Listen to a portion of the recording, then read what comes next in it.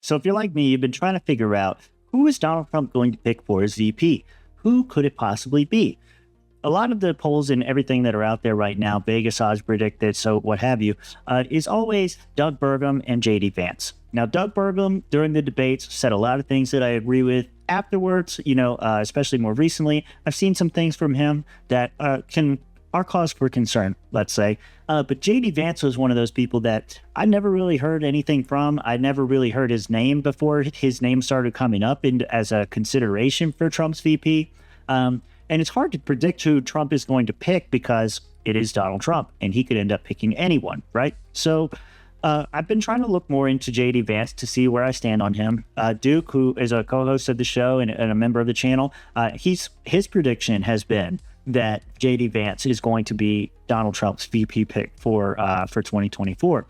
I don't know if that's true or not. Again, I don't know much about him. So I've been trying to find more content about him. And whenever he comes up in the news, I like to see what he's saying or where he stands. And so this video come up from Sean Hannity's show. JD Vance, Republicans have a good record to run on. Now, before we get started, I'm sure he's going to talk up the Trump agenda and the plans and all that kind of stuff. And he's probably going to deny knowing anything about being who Donald Trump wants to choose, because that's the gentlemanly way to proceed about this whole thing. But on the issue of Republicans have a good record to run on, I'm not sure that that's actually the case. I think that they have a slightly better record than say Democrats. But again, as Clint Russell pointed out, Republicans like to campaign as if they're Ron Paul, and that really gets everybody excited. But once they're elected, they govern like John McCain or Mitt Romney. I can't remember exactly which person he compared them to, but you get the point. A lot of these Republicans talk a good game, and then when they're actually elected into office, they don't actually execute on the things that they ran on, and then they always come up with some kind of excuse as to why it is or why it isn't. And occasionally, Republicans actually do say some things that I wholeheartedly disagree with. But anyway, JD Vance, Republicans have a good record to run on. Let's go ahead and watch. His name is mentioned quite often as a finalist for a potential VP pick. It really seems to be coming down to you, Doug Burgum, Marco Rubio, Tim Scott. I don't put Tim Scott in that same category. I have heard Rubio's name a lot more. I would not be happy with that pick. I think that if it's a terrible choice if you pick him, but that's just my opinion. Coming from Florida and seeing his trajectory and the way he's voted and how he's participated in Congress, not a fan. I got to imagine that's pretty overwhelming. Senator, your thoughts? Well, Sean, it's an incredible honor to be considered with those guys. I think Donald Trump has got a lot of talented people we could choose from. And the most important thing, of course, is just that we reelect him, because that's what matters, is re-delivering peace and prosperity for the American people. And I think all of us believe that Donald Trump can do that because he has done that. We have to remember, Sean, that the stakes in this election are so unusual and they're so obvious.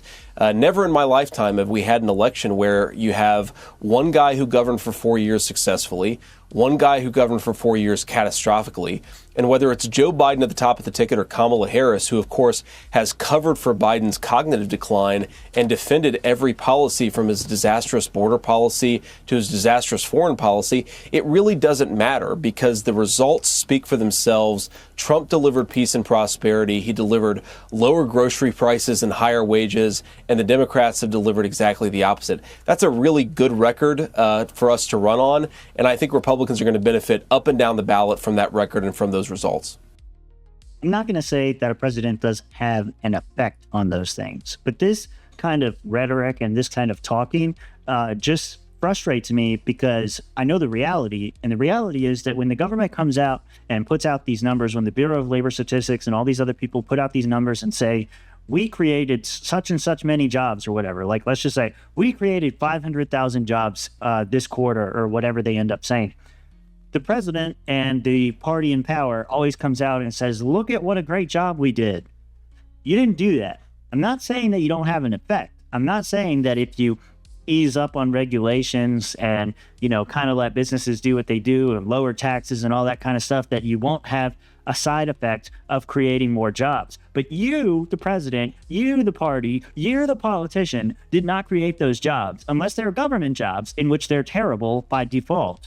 But you did not create those jobs. And it's the same thing when they talk about inflation and everything else. Again, I'm not saying that a president can't have an effect on these things. I'm not saying that politicians don't have an effect on these things. They do have an effect on these things. But isn't it interesting how they always take credit when things are going well, and when things are going poorly, they're blaming everybody else?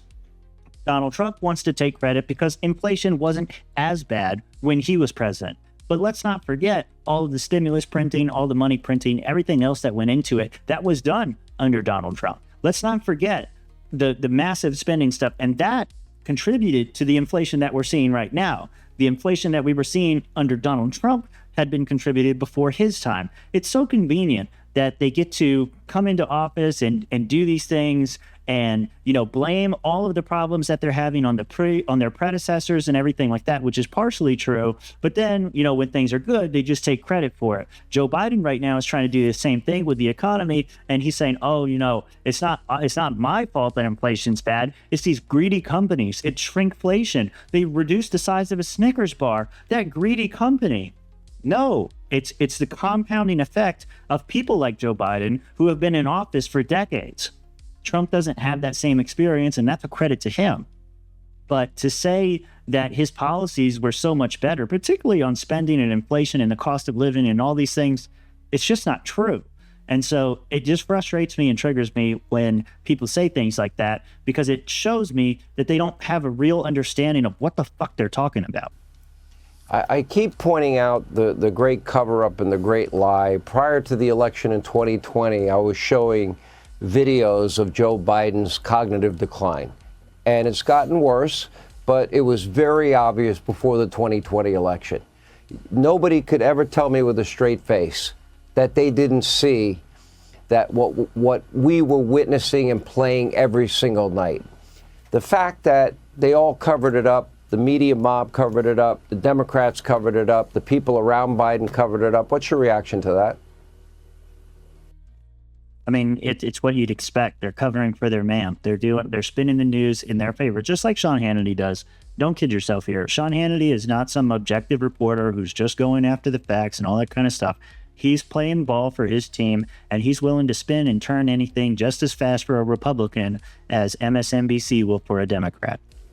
Oh, it's so shameful, Sean. If we just talk about Kamala Harris, this is a person who for 4 years has saddled the United States with a president who can't do the job, and she did it all for political power. She knew that whether it was now or 4 years from now, she would be the person who stood to inherit the presidency. Well, what about the American people? What about having a president who doesn't invite Russia and other countries to be aggressive? What about having a president who doesn't invite Iran and Hamas to attack our allies? What about having a president who can function in the job and talk to world leaders without embarrassing us and, God forbid, causing a nuclear war? On every single issue, Kamala Harris actually is responsible for Joe Biden's disastrous presidency because she's covered for it. And like every other Democrat in elected leadership in this country, Sean, they all have gone on TV, on radio, on newspapers and said for years that Joe Biden can do the job and he's doing just fine. Well, now we know they were lying, and we should punish them for lying to our faces about it. Well, this election, the American people, they will render the final verdict. And this is an inflection point for the country.